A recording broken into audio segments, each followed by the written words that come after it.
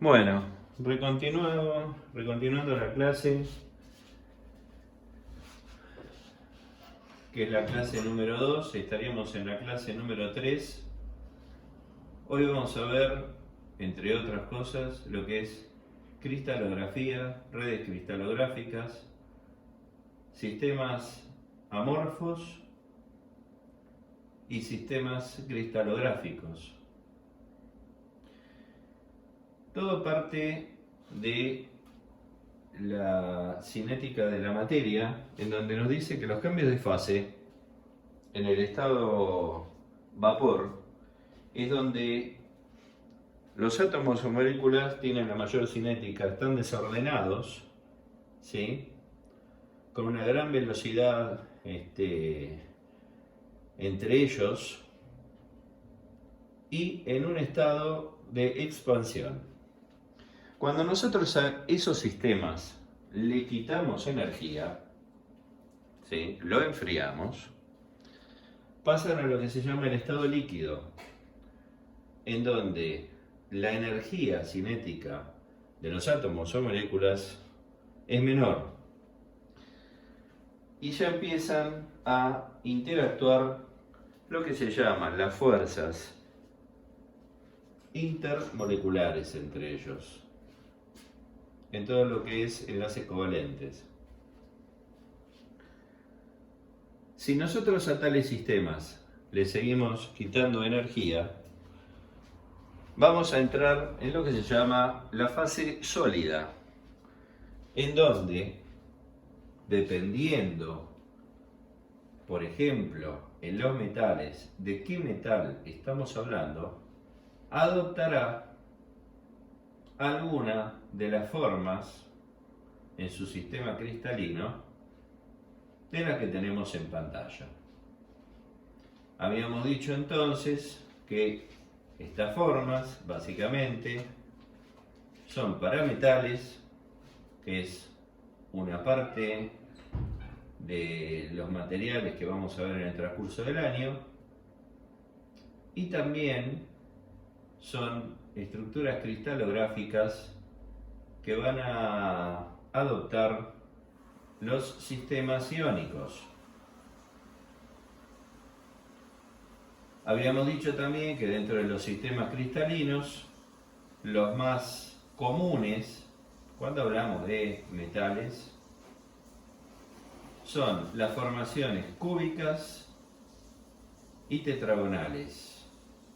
Aunque también puede haber romboédricas, hexagonal, también es bastante vista, ortorrómbica, monoclínica o triclínica. Esta es la celdilla o la red cúbica primaria, ¿sí? Fíjense que cuando hablamos de una red cúbica, puede ser que los átomos, esas pequeñas bolitas que nosotros estamos viendo en color negro, representan los átomos en los metales, o también pueden representar los átomos en los sistemas iónicos, ¿sí? En los metales, si por ejemplo tuviéramos solamente un mismo metal, podríamos decir que esa red cúbica, los átomos podrían estar en red cúbica centrada en las caras, con los átomos, fíjense,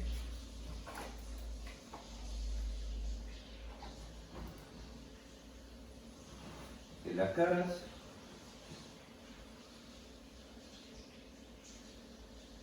y en los vértices. Cuando nosotros hablamos de red cúbica centrada en el cuerpo, también es una red cúbica, ¿sí?, es la estructura más pequeña cristalográfica, en donde tenemos los átomos centrados, un solo átomo centrado en el cuerpo, en la red cúbica, y los otros en los vértices. Otras estructuras muy utilizadas, o digamos en donde se ven que los metales la conforman, en la red hexagonal compacta. Cuando nosotros partimos del metal en estado de fusión, ¿sí?, el metal está en estado líquido. Lo vamos enfriando lentamente porque en definitiva el mundo del diseño no es el mundo de los líquidos o de los gases, sino es el mundo de los sólidos. Por lo cual siempre nuestras formas o preformas van a partir del estado sólido. Pero debemos conocer la cristalografía para saber después la naturaleza, en definitiva, o de las propiedades físicas, químicas, que en definitiva son las propiedades mecánicas, que va a tener ese sólido. Y si se adaptan a nuestro uso o no. Cuando nosotros entonces partimos de un estado líquido en donde los átomos de los metales, en este caso hablando de metales, están en un estado de interacción, ¿sí?, en un fluido, dispersos esos átomos, a medida que lo vamos enfriando, empiezan a suceder fenómenos del tipo de nucleación. Empiezan, como se ve en la estructura A, a formarse los primeros cristalitos, que son ni más ni menos que estas estructuras individuales. De acuerdo al metal, pueden ser red cúbica, centrada en el cuerpo, centrada en la cara, red hexagonal compacta, bueno, algunas de las estructuras de Bravais que ya hemos visto. En la fase A se empieza a solidificar el sistema, empieza el proceso de solidificación, en donde se forman los primeros cristalitos que se van nucleando entre ellos. La parte B, ya vemos una estructura un poco más avanzada en el enfriamiento. La estructura C es finalmente cómo quedaría ya casi el elemento metálico en estado sólido. Y esto, observado en un microscopio, daría la última imagen, que es la D, en el ángulo inferior derecho, en donde vemos la creación de los granos. Los granos en los metales, en el estado sólido, son básicamente el conjunto de gran cantidad de estructuras cristalinas primarias que se van juntando entre ellas. Y fíjense que como el enfriamiento nunca es ideal, o sea, un enfriamiento nunca es infinitamente lento, como para que todas esas estructuras cristalinas estén formando una estructura perfecta, tridimensional, sino que vamos a ver, tanto en B como en C, que la nucleación es generalmente no perfecta a tasas de velocidad de enfriamiento normales. Se forman los famosos granos, que dependiendo de la velocidad de enfriamiento que nosotros le estamos dando a esa masa que partimos del estado líquido, si es infinitamente lenta, estos cristales van a estar uno al lado del otro, en forma perfecta, y vamos a tener una unidad de lo que se llama monocristal. La naturaleza no es así, no podemos en la práctica dar velocidades de enfriamiento infinitamente lentas, por lo cual siempre se forman este tipo de unidades o este tipo de estructuras cristalográficas con granos más o menos grandes. Por lo tanto, esos granos que están formados por estructuras primarias, unas al lado de la otra, si son granos muy grandes, tendrán una condición físico-química o mecánica determinada, y si son más chicos tendrán otra. Estos son los procesos de transformación, o es parte de lo que pasa en el corazón de la materia, en los procesos de transformación de líquido a sólido. Por eso, la tasa de enfriamiento, que es parte de los procesos de transformación cuando estamos enfriando un metal líquido en una lingotera, por ejemplo, o en una preforma, es muy importante, porque si la tasa de enfriamiento es muy rápido, nos va a dar tamaño de grano muy chicos. Si la tasa de enfriamiento es más lenta, nos va a dar tamaño de grano más grande. Si la tasa de enfriamiento es infinitamente lenta, los va a dar la formación de monocristales. Pero esto es una utopía. Lamentablemente, en los procesos industriales no podemos darnos el lujo de tener estos tiempos de enfriamiento tan grandes.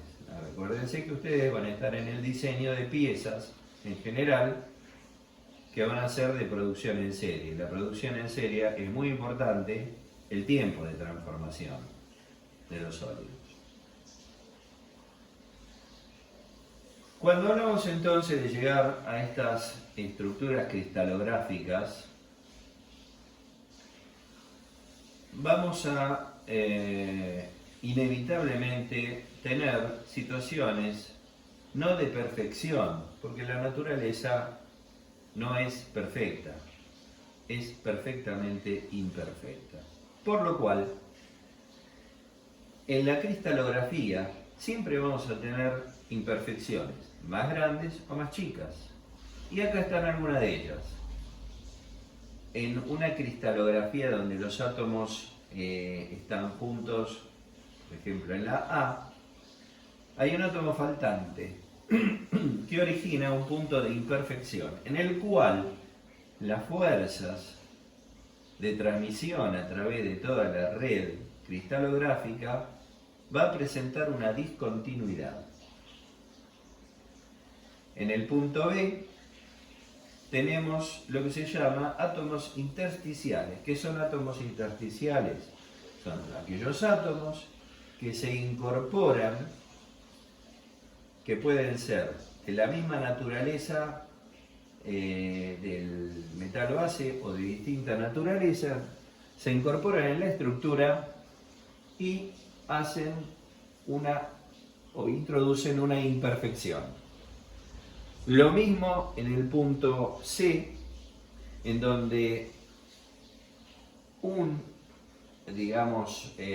átomo de base, que serían los amarillos, es reemplazado por otro, en este caso más pequeño.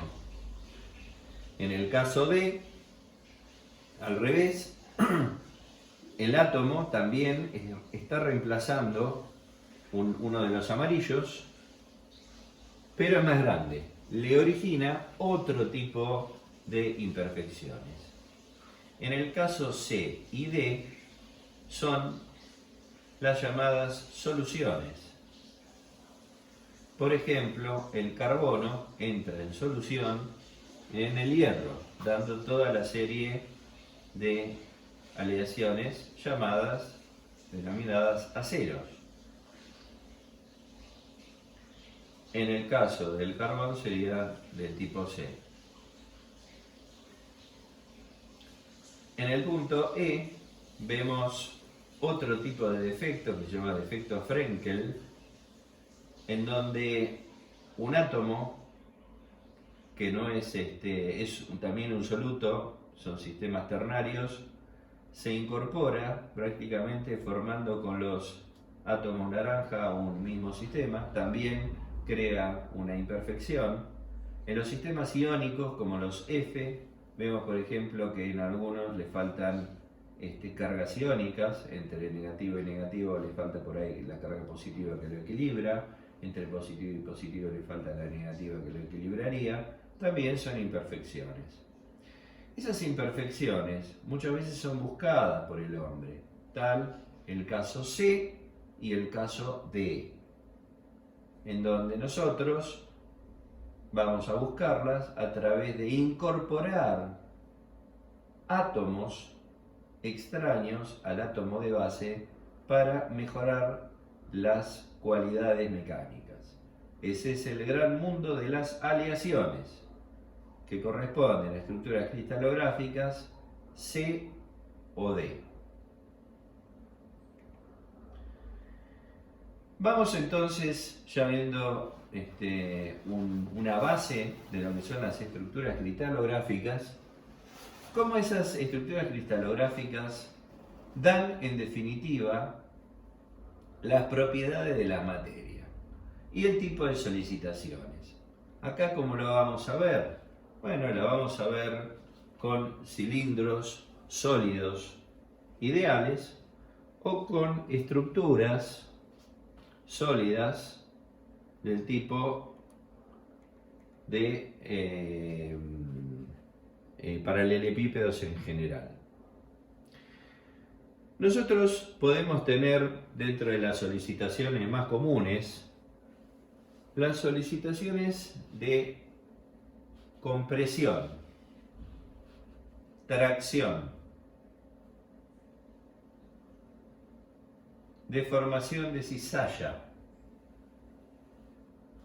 o también podemos tener deformación torsional. La A es una típica tracción en donde las fuerzas F son dos fuerzas que actúan en sentido contrario. La pieza original, que está en línea punteada, le vamos a producir un alargamiento. Un alargamiento que en la posición sin fuerza es L0. Cuando le producimos un alargamiento determinado con una fuerza aplicada o con dos fuerzas aplicadas en el centro, llega a una tracción o un alargamiento L. Cuando estamos en una compresión, que es el caso B, es el efecto contrario. Las fuerzas actúan comprimiendo la pieza, o sea, en direcciones contrarias, aplicadas en el mismo centro de la barra, tal que la longitud inicial acá de la barra es L0 cuando no existen fuerzas y será de L cuando le aplicamos una fuerza de compresión.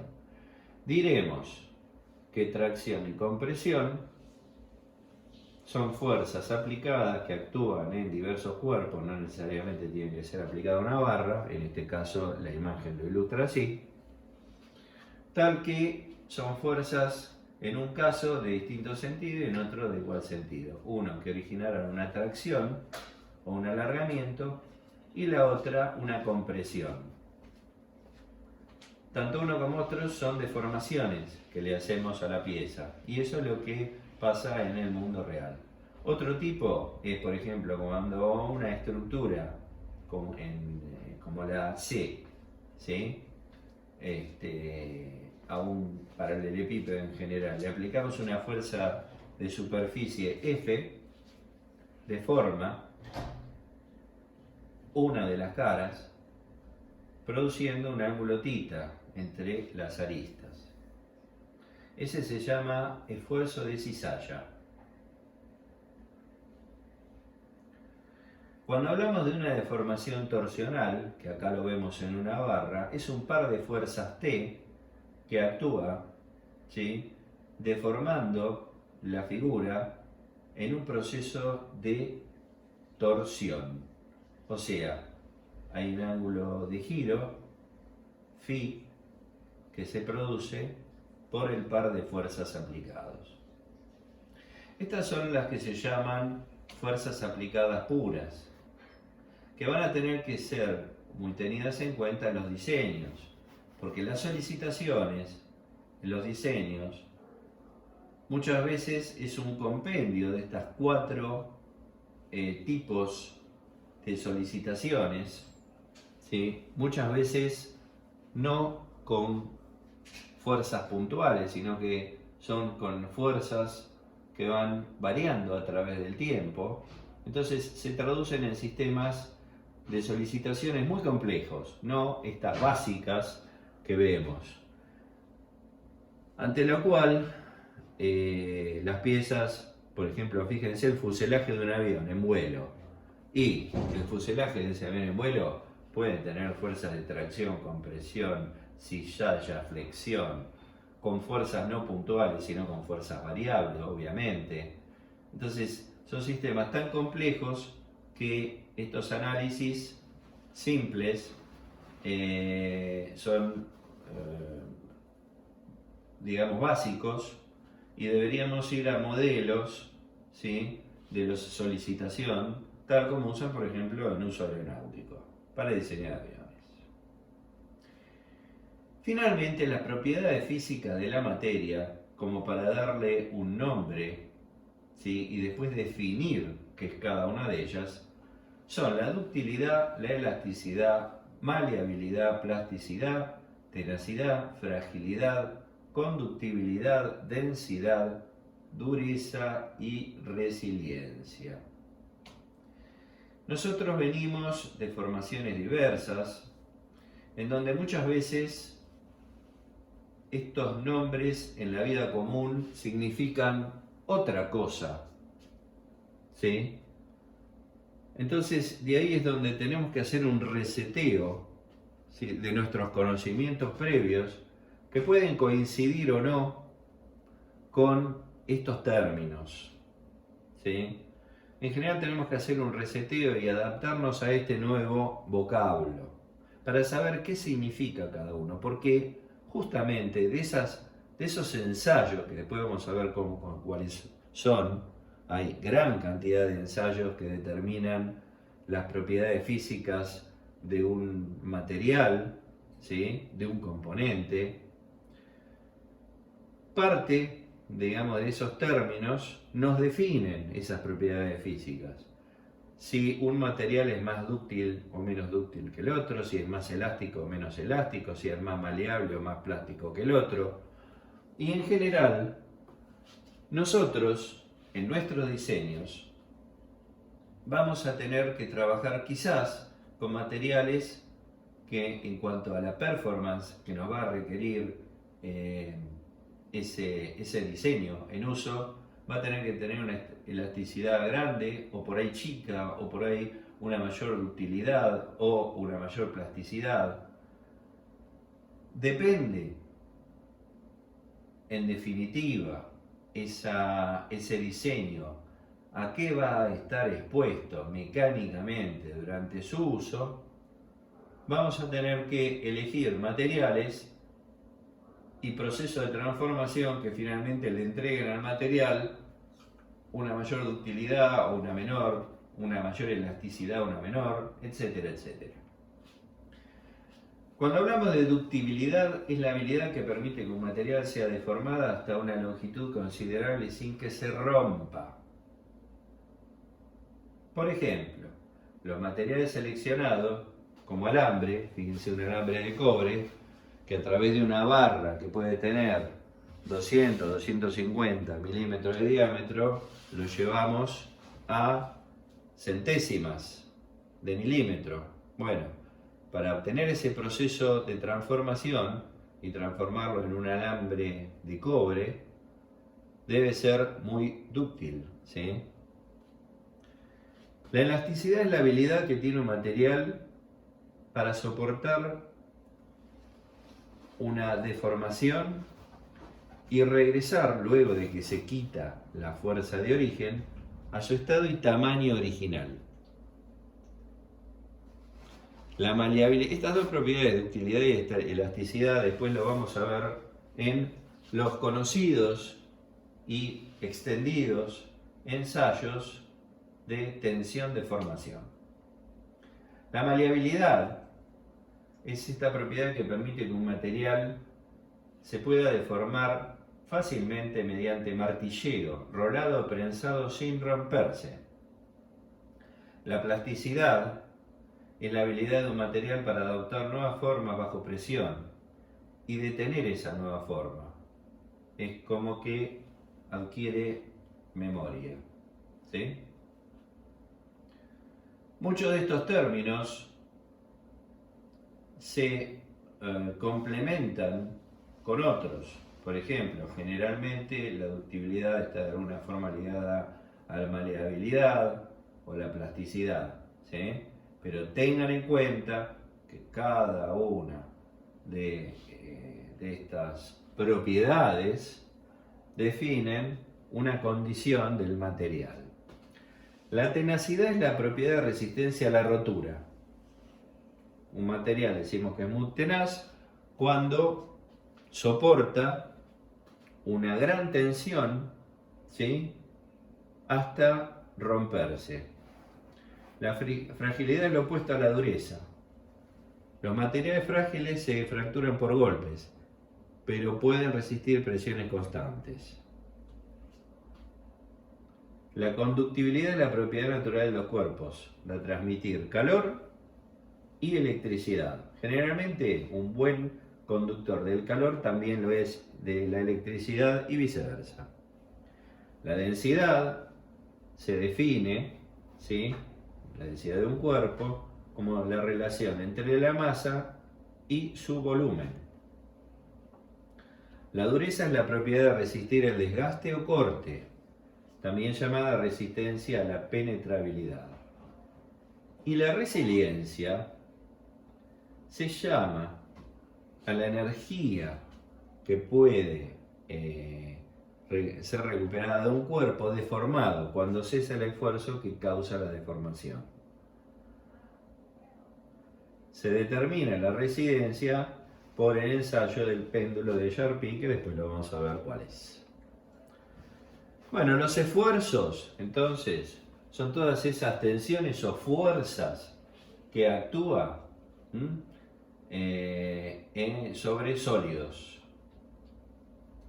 y que presupone un estado de equilibrio. Esas fuerzas, finalmente externas, que le impone la naturaleza o el medio al producto que hemos diseñado, son fuerzas externas que se traducen internamente a la materia. ¿Hasta qué punto se traducen? Y se traducen o llegan hasta las mismas uniones atómicas, que son las que en definitiva, ¿sí?, van a dar las propiedades de la materia, ya sea que esas uniones sean metálicas, uniones iónicas o uniones covalentes. Vamos a ver entonces dentro de los esfuerzos, ¿sí?, un poco ya lo hemos dicho, tracción y compresión, un esfuerzo de torsión, corte, flexión, tracción y compresión, esto ya empieza a ser repaso. Fuerzas exteriores, siempre de igual magnitud, dirección y sentido, tienden a estirar o comprimir el cuerpo. El efecto de flexión: se producen pares de fuerzas perpendiculares al eje, produciendo un tipo bending. La torsión sobre una barra es cuando actúan pares de fuerzas. El corte o cizalla cuando actúa una fuerza normal al eje.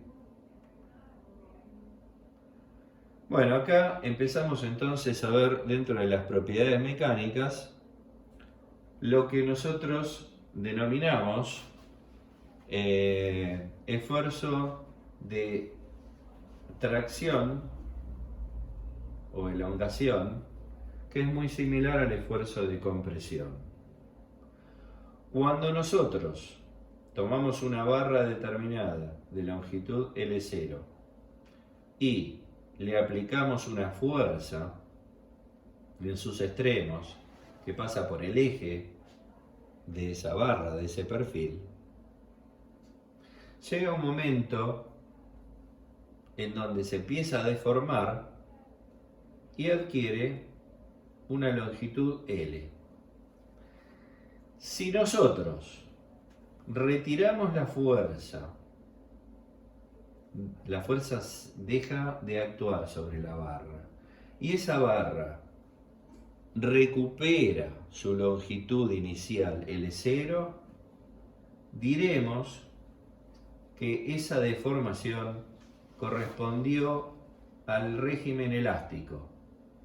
Esa deformación, entonces, al cesar la fuerza, cesa la deformación. Delta L es 0.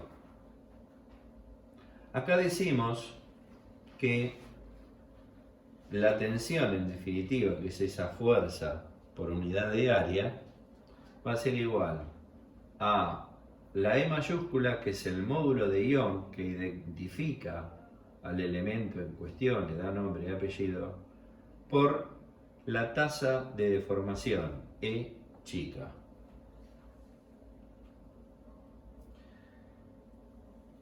Esta es una ecuación de primer grado, es una recta que la cumplen aproximadamente todos los metales, los polímeros, los sistemas iónicos. ¿Sí? Siempre en la primera parte, en donde hay una recta, vamos a decir que estamos dentro de lo que es un sistema de deformación elástico. Esto es, de nuevo, cuando cesa la fuerza aplicada, el sistema vuelve a la longitud inicial. Si no vuelve a la longitud inicial, hemos entrado en la etapa de deformación plásticas o de deformaciones permanentes. Acá se ve en un mismo gráfico de tensión-deformación la primera parte, que correspondería la recta inicial ascendente a una ecuación de primer grado o sistema lineal. En un punto máximo se verá el límite elástico, ¿sí? Sigma I. Por encima de ese límite elástico ya empiezan las deformaciones permanentes, hasta lo que se llama sigma U. Superado el sigma U, el material se rompe. Cuando nosotros decimos entonces que sigma I, tensión elástica, o sigma U, resistencia o tensión de rotura, son elevados, decimos que los materiales son resistentes. Acá tenemos algunos módulos de elasticidad E y módulos de cizalla para distintos materiales, ¿sí? Veremos entonces, por ejemplo, que el acero tiene 30 por 10 a la sexta PSI, que es una unidad de elasticidad. Quiere decir que tiene mayor elasticidad el acero, que es una aleación hierro-carbono, que por ejemplo el aluminio, que tiene 10. Asimismo, el acero tiene mayor módulo de cizalla que por ejemplo el aluminio. Por eso es que el acero en general, por estos valores que ya empezamos a ver aquí, es el material estructural que da, digamos, la capacidad portante por excelencia. Y por eso se usa mucho en construcción. Las propiedades mecánicas seguimos viendo, por ejemplo, la dureza. La dureza se puede definir como la resistencia del material a ser rayado, ¿sí? Originalmente había una escala de Mohs, en donde el elemento de menor dureza era el talco, el de mayor dureza el diamante, lo sigue siendo, y se tenía un método con una fuerza establecida F estándar, y con una bolita en la punta, cuanta más impronta dejaba o más grande era la huella, menor era la dureza. ¿Sí? Y en esa escala, nosotros decíamos, una escala de 1, decíamos, bueno, el material tiene muy poca dureza. Uno de 10, bueno, el material es realmente muy duro. La dureza, obviamente, a través del tiempo, se fue ensayando y se fueron adoptando distintos métodos. Uno es la Brinell, que utiliza básicamente una esfera de 10 milímetros de acero, de carburo de tungsteno, que es la esfera en la punta que deja el valor. Otra puede ser la Vickers, que es una punta tipo pirámide, la Knoop, Rockwell. Son todas puntas tipo pirámide, pero que dejan, que adoptan valores distintos. Estas son todas métodos o ensayos de dureza que están todos estandarizados. ¿Sí? Acá, por ejemplo, tenemos un gráfico clásico de resistencia en función de la dureza Brinell. ¿Sí? Acá vemos la intensidad de enlace y propiedades mecánicas, energía de enlace y temperatura de fusión. A mayor energía de enlace siempre vamos a tener mayor temperatura de fusión. Y vamos entonces a hablar también de la rigidez, que es una propiedad directamente relacionada con el enlace. ¿Sí? Por esta razón, los materiales que tienen puntos de fusión elevados son materiales más rígidos. Acá estamos viendo entonces todas las propiedades que tienen mecánicas, cómo se van relacionando todos con los puntos de fusión y con qué tipo de estructura, qué tipo de unión presentan, ya sea metálica, ¿sí? Son los materiales generalmente más rígidos, iónicas, también son materiales bastante rígidos, o covalentes, son materiales menos rígidos. Bueno, intensidad de enlace y propiedades mecánicas. Nosotros podemos decir en definitiva que esos ensayos de compresión, tracción y demás, dados por fuerzas externas que actúan sobre los cuerpos que nosotros hemos diseñado, se transmiten finalmente al corazón de las uniones químicas. Por lo tanto, si es una unión metálica, va a ser una unión más dura. Si es una unión covalente, va a ser una unión menos dura, ¿sí? Por su característica de direccional. Bueno, esto vamos viendo cómo se va reinterpretando, ¿sí? Las fuerzas externas y cómo en definitiva lo que da la resistencia a un material es su composición química, su estructura cristalográfica. Todo finalmente se reduce a eso. Bueno, acá vemos también la intensidad del enlace, cuando los enlaces son más